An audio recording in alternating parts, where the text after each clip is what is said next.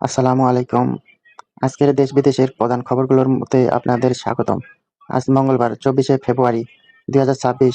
আজকের ভিডিওতে থাকছে জাতীয় বিশ্ববিদ্যালয়ের সাবেক ভিসিদের দেশ ত্যাগের নিষেধাজ্ঞা। শুরু করে খেলাধুলার সর্বশেষ আপডেট। প্রধান সংবাদ, প্রশাসন ও রাজনীতি। শুরুতেই প্রশাসন ও আইনি সংবাদ। দুর্নীতি দমন কমিশনের দুদক আবেদনের পরিপ্রেক্ষিতে জাতীয় বিশ্ববিদ্যালয়ের দুই সাবেক উপাচার্য মোহাম্মদ মশিউর রহমান এবং প্রফেসর ডাক্তার হারুন আর রশিদের উপর বিদেশ যাত্রা নিষেধাজ্ঞা জারি করেছে আদালত। এদিকে সরাসরি সরকারি চাকরিজীবীদের জন্য বড় নিষেধ দিয়েছে সরকার। এখন থেকে নিয়মিত অফিস সময়ে মেনে চলা বাধ্যতামূলক করা হয়েছে এবং অকারণে অনুপস্থিতি বা দেরি করলে কঠোর শাস্তির হুঁশিয়ারি দেওয়া হয়েছে। রমজান মাস অফিসের সময় সকাল ৯টা থেকে বিকাল ৩টা ৩০ পর্যন্ত নির্ধারিত করা হয়েছে। প্রধান সংবাদ, জাতীয় ও সংস্কৃতি।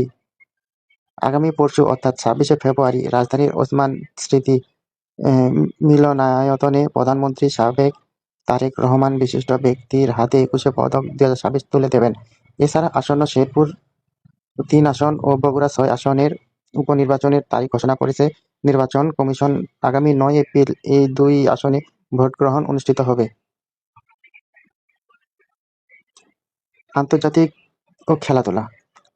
আন্তর্জাতিক সংবাদে এক নজর দিলে দেখা যাচ্ছে, রাশিয়া ইউক্রেন যুদ্ধের ৪ বছর পূর্তিতে নতুন করে নিষেধাজ্ঞার তালিকা প্রকাশ করেছে যুক্তরাজ্য।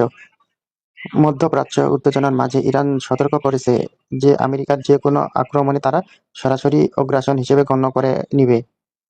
খেলাধুলায় বাংলাদেশের ক্রিকেটে আজ এক নজর ছিল বিসিসিএল এর দিকে। আকবর আলী দুর্দান্ত সেঞ্চুরিতে জিতেছে নর্থ জোন।